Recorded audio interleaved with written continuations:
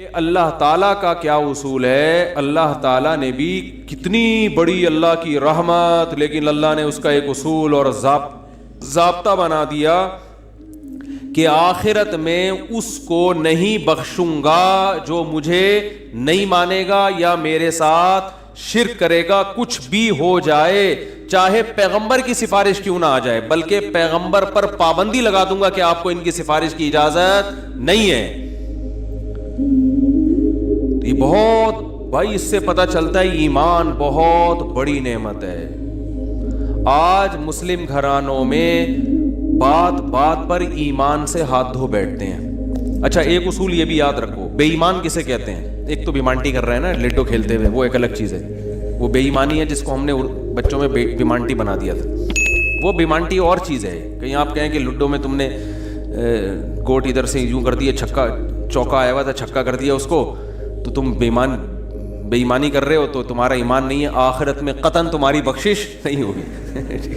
تو ایسا فتویٰ نہ لگا دیں، بے ایمانی کو بیمانٹی کہتے ہیں ہم لوگ۔ اب آپ لوگ پتہ نہیں کیا کہتے تھے، ہم تو بیمانٹی کر رہے ہیں بھائی۔ تو یہ وہ بیمانٹی نہیں ہے، یہ جو جس بیمانٹی کی قرآن بات کر رہا ہے نا، یہ کیا مطلب؟ اللہ کے وجود کا انکار کیا جائے، یا اللہ کے ساتھ کسی کو شریک مانا جائے، یا اللہ کے کسی پیغمبر پر اعتراض کیا جائے، یا اللہ کا کوئی حکم جس کے بارے میں آپ کو 2 اور 2 4 کی طرح معلوم ہے کہ یہ واقعی اللہ کا حکم ہے، اس حکم پر اعتراض کیا جائے، کیونکہ یہ تمام چیزیں اصل میں اللہ کا انکار ہی اس سے لازم آ رہا ہے، انکار ہی لازم آ رہا ہے، گویا آپ اپنے آپ کو اللہ سے بڑا بنا رہے ہو۔ تو یہ ہے کفر۔ دوسری بات یہ کہ اسلام میں احکام کا مدار زبان پر رکھا ہے، زبان پر۔ آج لوگ چھوٹی چھوٹی باتوں پہ زبان سے کلمہ کفر نکال دیتے ہیں اور وہ سمجھتے ہیں کہ اس سے ہوگا کیا۔ ہمارے ہاں جو لبرل گھرانے میں پیدا ہونے والے بچے ہیں نا، ان کو ذرا سی ٹینشن ہو تو فوراً اللہ کو برا بلا معاذ اللہ کہنا شروع کر دیتے۔ میں ایسے اللہ کو مانتا ہی نہیں ہوں۔ ایک خاتون کے میاں نے کہیں دوسری شادی کی بات کی، ان کی وہ کہہ دی، میں اس خاتون نے فوراً کہہ دیا کہ میں ایسے اسلام کو ہی نہیں مانتی جو مرد کو اجازت دیتا ہے دوسری شادی کی۔ تو بھائی آپ کسی اور طرح سے لڑ لو اس سے، آپ اس کو نہیں کرنے دو، اس سے تھوڑی کفر ہے، تو عورت کی فطرت ہے، نہ کرنے دو اس کو، بولے بھائی مجھے بہت تکلیف ہوتی ہے، میں نہیں برداشت کر سکتی۔ وہ فرض تھوڑی ہے کرنا، اجازت دی ہے نا، اسلام نے گن پوائنٹ پہ تھوڑی کہا کہ لازمی کرو، وہ تو میں گن پوائنٹ لے کے بیٹھا ہوں، بندوقیں یہاں پہ ٹھا کرو، ٹھیک ہے نا، وہ تو میرا ہیڈیک ہے نا، وہ اسلام کا تھوڑی ہے۔ تو بھائی یہ کہہ لو کہ نہیں کرو، مجھے تکلیف ہوتی ہے، جھوٹی موٹی کی بے ہوش ہو جاؤ، جھوٹی موٹی کی خودکشی کی دھمکیاں دے دو، ہاتھ پاؤں یوں کر لو اپنے، تھوڑے سے یوں عجیب سے کر لو، یہ ہوتا ہے سارے، یہ سب چل رہا ہوتا ہے مارکیٹ میں، کچھ بھی کر لو، اس سے آپ کافر نہیں ہوگی، کیونکہ عورت کو سوگن کی تکلیف ہونا نیچرل ہے، وہ نہیں چاہتی میرا میاں کسی اور کا ہو جائے، پھر اس میں خطرات بھی ہوتے ہیں، پتہ نہیں برابری کرے گا نہیں کرے گا، تو یہ رائٹ ہے عورت۔ صحابیات کو بھی تکلیف ہوتی تھی، حضرت ابراہیم علیہ السلام نے جب دوسری شادی کی ہے تو آپ کی زوجہ کو، پہلی زوجہ کتنی نیک تھی مگر ان کو بھی تکلیف ہوئی تھی، تو یہ تو نیچرل ہے۔ لیکن آپ اللہ پر آ جاؤ، اگر اللہ پہ اعتراضات شروع کر دو، اسلام پہ اعتراضات شروع کر دو، تو بھائی یہ اللہ سے آگے نکلنے کی کوشش ہو رہی ہے، پھر یہ کیا ہو رہا ہے، پھر اللہ نہیں بخشے۔ دوسری تیسری شادی تو بہت دوسرا مسئلہ ہے، اللہ کہے گا تم نے مجھ پہ کیسے انگلی اٹھا دی ہے، مجھے کیسے غلط کہہ دیا۔ اور یہ آج کل بہت ہو رہا ہے، بات بات پہ کفر زبان سے نکال دیتے ہیں، غموں میں حوصلے چھوڑ دیتے ہیں۔ لوگ آ کے ملتے ہیں، یہ میرے ساتھ ٹینشن، یہ میرے ساتھ مسئلہ، یہ میرے ساتھ مسئلہ، پتہ نہیں اللہ کہاں ہے۔ ایک آدمی کے بچے کا انتقال ہوا، کہہ رہے یار اللہ کو میرا ہی بچہ مارنا تھا۔ بھائی تم کس کے مقابلے میں آ کے کھڑے ہو رہے ہو؟ خدا سے مقابلہ کر رہے ہو تم۔ تو یاد رکھو اللہ کی جو صفت ہے نا وہ ہے کبریائی، استغنا، اس سے لڑ کے، اسے برا بلا کہہ کے اس کے خزانوں سے ایک تنکا بھی نہیں لیا جا سکتا، وہ آپ کے ان جذبات سے متاثر نہیں ہوتا۔ اگر آپ یہ سمجھو گے میں یوں کروں گا، دیکھو باپ کے سامنے تڑیاں بعض دفعہ چل جاتی ہیں، باپ کے سامنے بعض دفعہ تڑیاں، میں ابا کو مانتا ہی نہیں جو مجھے جائیداد سے ہے نا آگ کر دیں اور مجھے گاڑی نہ لے کے دیں، ابا ہو سکتا ہے متاثر ہو کے بولیں بھائی چل یار یہ گاڑی تیرے نام کر دی میں نے، یہ پلاٹ تیرے نام کر دیا، میرا بیٹا تو مجھے ماننے سے انکار کر رہا ہے۔ لیکن اللہ کا اصول جو قرآن اور سنت سے پتہ چلتا ہے، جو آسمانی کتابوں سے پتہ چلتا ہے، وہ اصول یہ ہے کہ آج تک کسی نے اللہ کے خزانے سے اللہ کو معاذ اللہ برا بلا کہہ کے، اللہ پہ اعتراضات کر کے، اسلام کو برا بلا کہہ کے، اللہ کے پیغمبروں کو برا بلا کہہ کے، اس طرح سے واویلا کر کے، اگر آپ یہ سمجھتے ہو کہ اللہ کو آپ پہ ترس آ جائے گا کہ ہائے بیچارہ بہت ہی مجبور ہے، تو یہ دماغ سے ہمیشہ کے لیے نکال دو. اس سے بڑی سزا میں اللہ آپ کو ڈالے گا، اس سے بڑی سزا، اور وہ جہنم کی آگ. یہ تو کچھ بھی نہیں ہے. تبھی تو خودکشی کرنے والے پر اللہ کو ترس نہیں آتا.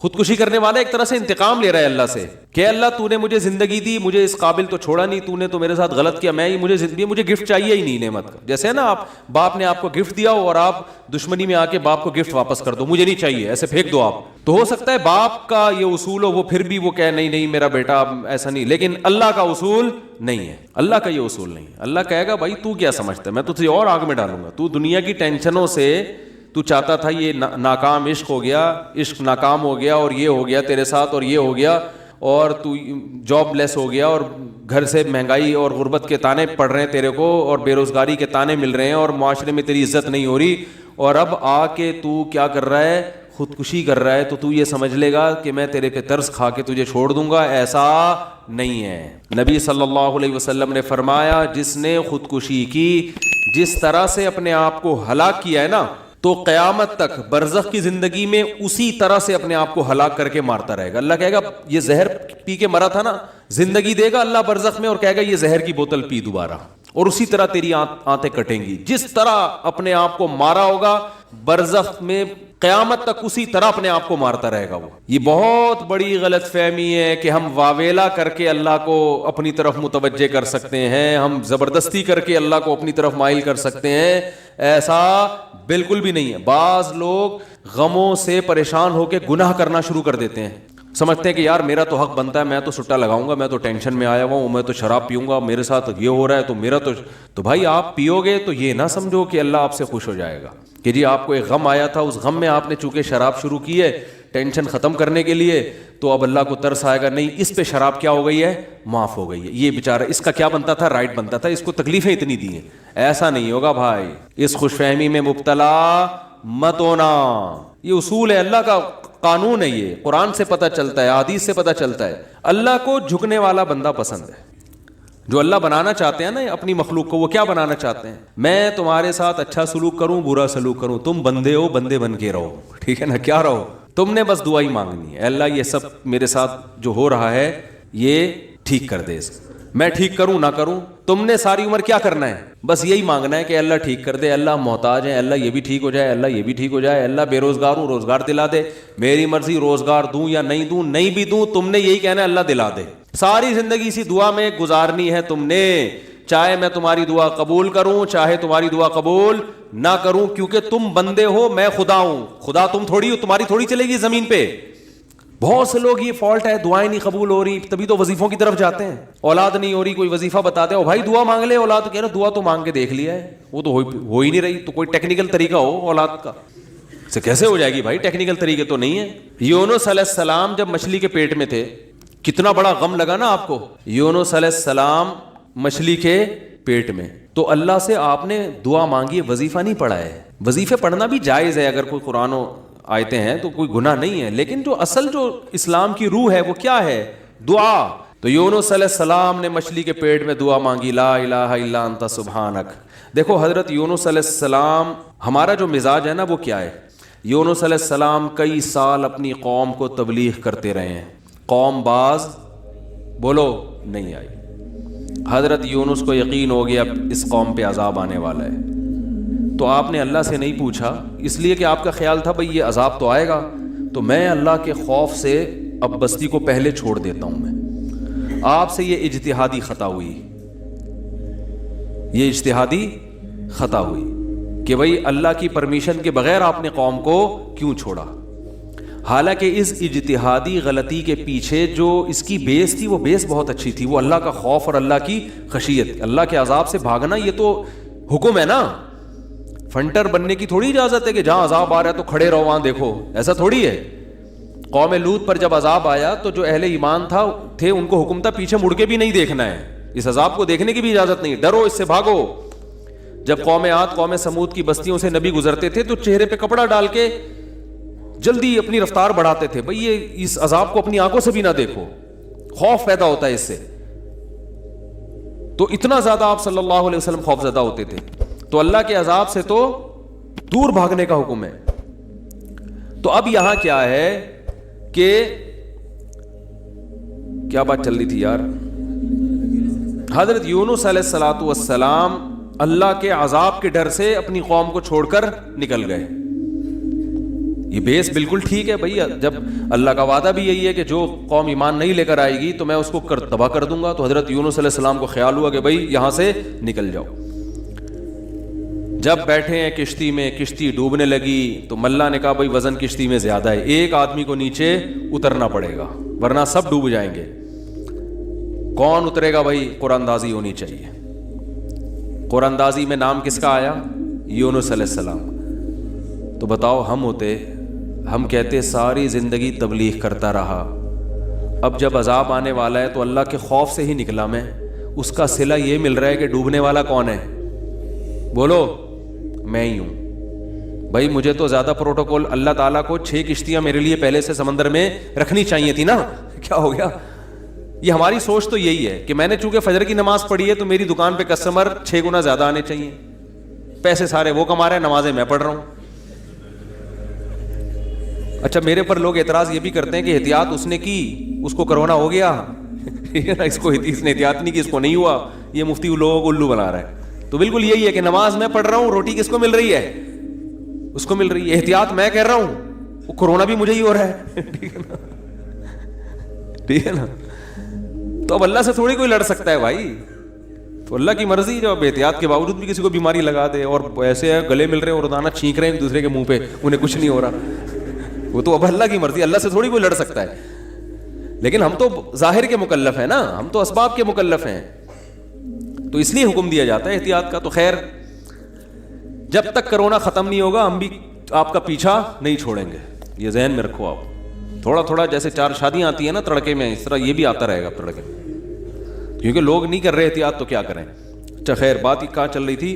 تو یونس علیہ السلام کی جگہ ہم ہوتے تو بھائی ہماری حالت کیا ہوتی ہے. اللہ جیسے تبلیغ میں ہم میں سے کوئی گیا ہوا ہوتا 4 مہینے کے لیے, 4 مہینے کے لیے تبلیغ میں نکلے ہوتے, اللہ کے راستے میں واپس آ رہے ہوتے تو پتہ چلا کچھ یعنی کنوینس ہی نہیں مل رہی, پولیس والے پکڑ کے لے گئے, کسی کیس میں بند کر دیا, تو کیا وسوسے آتے ہیں دماغ میں. جیسے حج کرنے گئے نا, ایک آدمی حج کرنے گیا, لٹ گیا وہاں پہ نا جیب کتروں نے. تو وہ کہہ رہے ہیں اللہ میں نے تو سنا تھا حاجی تیرے مہمان ہوتے ہیں, تو ہم نے تو دنیا میں کسی کو نہیں دیکھا کسی نے اپنے مہمان کس کی یہ انسلٹ کی ہو. ٹھیک ہے, ہم نے تو نہیں دیکھا. میں تیرا مہمان بن گیا اور کچھ بھی نہیں بچا میرے پاس, سب کچھ ہی لٹ گیا. تو جلا ہوا آدمی تھا. تو یونس علیہ السلام کی جگہ کوئی اور ہوتا, ہم جیسے نالائق ہوتے, تو ہم کہتے اللہ ساری زندگی قوم کی مخالفت لے کے تبلیغ کرتا رہا, اپنا تن من دھن لگا دیا, نہ کاروبار کی طرف توجہ, نہ کوئی پیسے کمانے, جو روکھی سوکھی ملی کھا لیا. پیغمبروں کا تو کوئی اجرت بھی نہیں ہوتی, وہ تو بالکل ہی اللہ توکل پہ چل رہے ہوتے ہیں. اے اللہ غربت میں وقت گزارا, کبھی کھانے کو ملا نہیں ملا, بس تیرے دین کو فوکس کیا. اب جب عذاب آنے والا ہے تیرا اس قوم پہ, تو تیرے خوف سے نکلا میں, جو تیرا ہی حکم ہے کہ مجھ سے ڈرو, میرے عذاب سے ڈرو. اب کم از کم کوئی 2-4 کشتیاں یا ہوائی بحری جہاز کوئی کھڑا ہوا ہوتا میرے استقبال میں, اور اگر نہیں تھا میں نے اپنے خرچے سے پہ کشتی لی ہے میں نے. ٹھیک ہے نا. ذمہ داری کس کی بنتی تھی اللہ؟ ذمہ داری تیری بنتی تھی کہ کشتی کا انتظام تیری طرف سے ہو. بھائی گورنمنٹ اگر کسی فوجی کو کسی مہم پہ بھیجتی ہے, اب جو امریکہ کے فوجی افغانستان آئے ہوئے ہیں ان کو باعزت واپس نکالنا کس کی ذمہ داری ہے؟ بولو نا, امریکہ کی ذمہ داری ہے نا. تو تبھی تو فوجی کہہ رہے ہیں بھائی تم نے ہمیں عزت کے ساتھ جب بھیجا ہے تو عزت کے ساتھ پٹھانوں سے بچا کے نکالنا کس کی ذمہ داری ہے؟ یہ امریکہ کی ذمہ داری ہے نا. تبھی امریکہ قطر میں کوشش میں لگا ہوا ہے کہ بھائی یہ کسی طرح اپنی عزت بچا کے واپس آ جائیں گے. اور بالکل صحیح کر رہا ہے امریکہ اپنے لحاظ سے, اس کا فرض بنتا ہے جب آپ نے فوجیوں کو بھیجا تو واپس بھی تو لے کر آؤ نا ان کو. تو بالکل میرے بھائی یہ بات ذہن میں آ سکتی تھی یونس علیہ السلام کے کہ اللہ یہ سب میں نے تیرے لیے کیا ہے, اب تیرا عذاب آ رہا ہے تو مجھے تو یہاں سے فرار ہونا ہے بستی سے, تو کشتی کا انتظام کرنا میرے ذمے نہیں ہے بلکہ کس کے ذمے ہے؟ تیرے ذمے. چلو میں نے اپنے خرچے پہ کر لی. اب اے اللہ تو خود ہی اگر ڈوب رہی, اول تو ڈوبنی نہیں چاہیے, تجھے تو یہ طاقت ہے کہ 100 آدمی بھی کشتی میں بیٹھ جائیں, جب تک تیری مرضی نہیں ہوگی کشتی کلٹی بولو نہیں ہوگی, یہ نہیں کلٹی ہو سکتی. دوسری آزمائش تو نے یہ اس آزمائش میں ڈال دے گی, کشتی کلٹی ہو رہی ہے. اور اگر کلٹی ہو بھی رہی ہے تو ایسے ایسے نالائق لوگ اس کشتی میں بیٹھے ہوئے ہیں.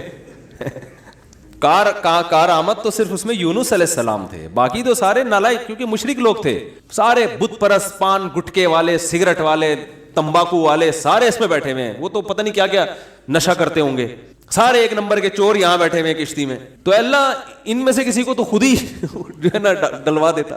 اور قرآن اندازی ہو رہی ہے تو نام کس کا آ رہا ہے؟ میرا نام آ رہا ہے, جس نے ساری زندگی تبلیغ کی. تو اور پھر کمال یہ کہ بڑی آزمائش کیا کہ چلو کشتی میں اگر چھلانگ لگا کے نیچے گرنا ہی تھا, ان لوگوں نے ڈال دیا بھائی آپ کا نام آیا آپ کو اترنا پڑے گا. تو تیرنے کا آپشن ہوتا ہے, کہیں تیرتے رہیں گے, کوئی ٹیلا آ گیا وہاں بیٹھ گئے, یا کسی نے دیکھ لیا کوئی رسی پھینک دی جیسے, یا کہیں کنارے پہ اتر گئے. جیسے ہی چھلانگ لگائی ہے ایک اور بڑی آفت, سمندر کی مچھلی نے آپ کو نگل لیا. کتنا خوف, ایک حرف زبان سے ناشکری کا نہیں نکل رہا پیغمبر کی کہ اللہ مروا دیا تو نے. تو یہ کیا خوف ہوتا ہے, سمندر کا اپنا ایک خوف ہے بھائی, کبھی یہاں نہیں سمجھ میں آئے گا, جاؤ سمندر میں جا کے پتہ چلے گا. اور قرآن سے پتہ چلتا ہے رات کا وقت تھا, اندھیرا تھا, اندھیرے میں بہت, کیونکہ فنادا فی الظلمات, فی الظلمہ نہیں ہے کہ اندھیرے میں پکارا, اندھیروں میں پکارا. پتہ چلا کہ بہت سارے اندھیرے تھے, یعنی ایک مچھلی کے پیٹ کا اندھیرا, ایک سمندر کی تہ کا اندھیرا, اور ایک رات کا اندھیرا. کس قدر خوف. بتاؤ آج کسی کو ایسی ٹینشن ملتی ہے؟ آج یہی ٹینشن ہے, ابا نے اس دن چپیٹ لگا دیا تھا کھینچ کے, اور بھائی تمیز سے بات نہیں کر رہا, بیگم کنٹرول میں نہیں ہے, اور مفتی صاحب کا بیان سن کے اللہ کی خاطر شادی کی تھی, پھنس گئے. ایک آدمی میرے پاس آیا, کہنے لگا مفتی صاحب میری بیوی کی نہ شکل اچھی ہے اور نہ بات کرنے کا انداز اچھا ہے. تو مجھے خود بتا رہا تھا, کہہ رہا اتنی بد اخلاق ہے. میں اس سے کہتا ہوں اگر تیری شکل بھی اچھی ہوتی نا میں تیری بد اخلاقی برداشت کر لیتا. چلو یار, پتہ نہیں جھوٹ بول رہا تھا سچ بول رہا تھا, اللہ ہی جانے. اب یہ کوئی ٹینشن ہے بتاؤ؟ اصل ٹینشن تو وہ ہے نا. اچھا لوگ کہہ رہے ہوتے ہیں وہ ہو جاتا نا اچھا تھا, ہم سمندر میں ڈوب جاتے اچھا تھا. او بھائی ابھی ڈوب ہی نہیں رہے ہو اس لیے کہہ رہے ہو اچھا تھا, جب ڈوبنے لگو گے تو وہی کیفیت ہوگی. وہ جو پھندا آ گیا تھا نا درخت سے, ایک آدمی کہتا نا اللہ موت دیتے زندگی سے, تو وہ کسی نے پھندا پھینک دیا اوپر سے اور یہ کہا کہ میں اللہ ہوں, اس میں گردن ڈال لے اٹھا لوں گا. تو وہ کہتا ہے یہاں تو کوئی مذاق بھی نہیں کر سکتا ہے اللہ. تو وہ جب آتی ہے نا اپنے اوپر تو پھر یہ کنڈیشن ہوتی ہے. تو یونس علیہ السلام پر جو آزمائشیں آئیں, کتنی بڑی بڑی آزمائشیں, مچھلی کا پیٹ اور نگل گئی مچھلی اکثر ثابت نگلتی ہے. ذرا بھی شکایت, کیونکہ ہم بندے ہیں بھائی, ہماری جو ڈیوٹی ہے ہم نے وہ کرنی اور چھوٹا بن کے رہنا ہے. ہم نے اللہ کے سامنے یہ نہیں کرنا یہ کیا ہو رہا ہے, ایسا کیوں ہو گیا, میں تو تبلیغ کے لیے نکلا تھا, میرے ساتھ یہ ناانصافی, یہ نہیں ہوتا. یہ اصول قرآن کیوں یہ واقعہ ذکر کر رہا ہے؟ یونس علیہ السلام اللہ کے برگزیدہ پیغمبر ہیں. ہمارے حضرت فرمایا کرتے تھے یہ محبت کی چٹکیاں ہوتی ہیں. انسان کو جس سے محبت ہوتی ہے تو اس کو ستاتا ہے, اور یہ ستانا تکلیف برائے تکلیف نہیں, اس کے درجات کو بلند کرنی محبت کا اظہار ہے کہ میرا ایسا بندہ ہے, ایسا پیغمبر ہے, کتنی آزمائشوں میں ڈالا, زبان سے ایک حرف ناشکری کا نہیں نکل رہا, ساری اپنی طرف منسوخ کہ میری غلطی ہے, میں غلط ہوں. تو قرآن کے الفاظ دیکھو, جب مچھلی نے نگلا ہے اور سمندر کی تہ میں گئی اندھیروں در اندھیرے, تو یونس علیہ السلام نے فنادا فی الظلمات, اندھیروں میں کیا پکارا, لا الہ الا انتا, اے اللہ تیرے سوا کوئی غلامی کے لائق نہیں ہے, میں تیرا غلام ہوں. انی کنت من الظالمین, میں ہی غلط ہوں, تو غلط نہیں ہے, مجھ سے کوئی غلطی ہوئی ہے اور میں تجھ سے استغفار کرتا ہوں. ان کو احساس ہو گیا کہ میں جو بغیر پرمیشن کے آیا ہوں شاید یہ اس لیے ہو رہا ہو میرے ساتھ. دیکھو اپنے آپ کو غلط ثابت کرنے کے لیے دلائل تراشے جا رہے ہیں. کوئی اللہ نے وہی تھوڑی کی تھی اس وقت کہ آپ غلط ہیں. بس اس عمل سے اندازہ ہو گیا کہ بھائی اور تو مجھے نہیں لگتا میرے سے کوئی گناہ ہوا ہو, تو مجھے لگتا ہے کہ یہ ہے جس کی وجہ سے اللہ کیا ہے, مجھ سے ناراض ہے. تلاش کر رہے ہیں, کوئی اپنی مسٹیک تلاش کریں, اپنے آپ کو غلط کہیں. تو لا الہ الا انت سبحانک، اے اللہ تو ہر عیب سے پاک ہے. کیا مطلب؟ تو میرے ساتھ غلط نہیں